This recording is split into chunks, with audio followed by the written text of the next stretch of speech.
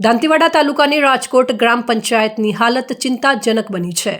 રાજ્ય સરકાર દ્વારા નાગરિકોની જનસુખાકારી માટે દરેક ગામમાં લાખો રૂપિયાના ખર્ચે ગ્રામ પંચાયત કચેરીઓનું નિર્માણ કરવામાં આવ્યું છે, જેથી ગ્રામજનોને નાના મોટા કામ માટે તાલુકા કે જિલ્લા કચેરીઓના ધક્કા ન ખાવા પડે। પરંતુ દાંતીવાડાની રાજકોટ ગ્રામ પંચાયતની વાસ્તવિકતા કંઈક અલગ જ જોવા મળી રહી છે।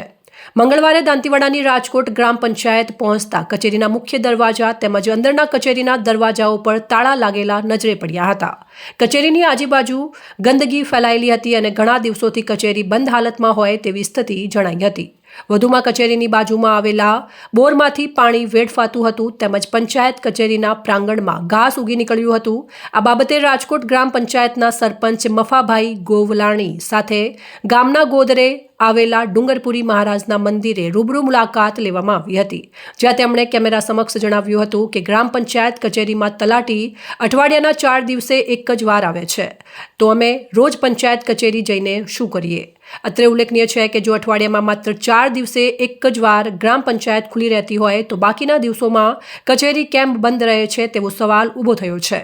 ગ્રામજનોને જન્મ મરણની નોંધણી, આવકના દાખલા ઉતારા સહિતના મહત્વના દસ્તાવેજો મેળવવા ક્યાં જવું તે પ્રશ્ન પણ ચર્ચાનો વિષય બન્યો છે।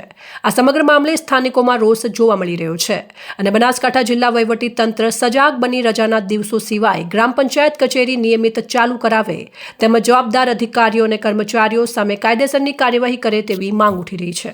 પંચાયત ઓફિસે અઠવાડિયામાં 4 દિવસે એક દાડો આવે, ખાલી બુધવારનો તલાટી આવે। અચ્છા, જાત ભાડલી પેલા ભાઈ ગરજા એટલે તલાટી ભલે આવે પણ પંચાયત ઓફિસ બંધ જ રાખો। તલાટી આવે ત્યારે હું એમ કહું, મેં સવારમાં જઈને આવા હા। પછી આપણે કોઈ બે થોડું એવરાય પંચાયત ઓફિસે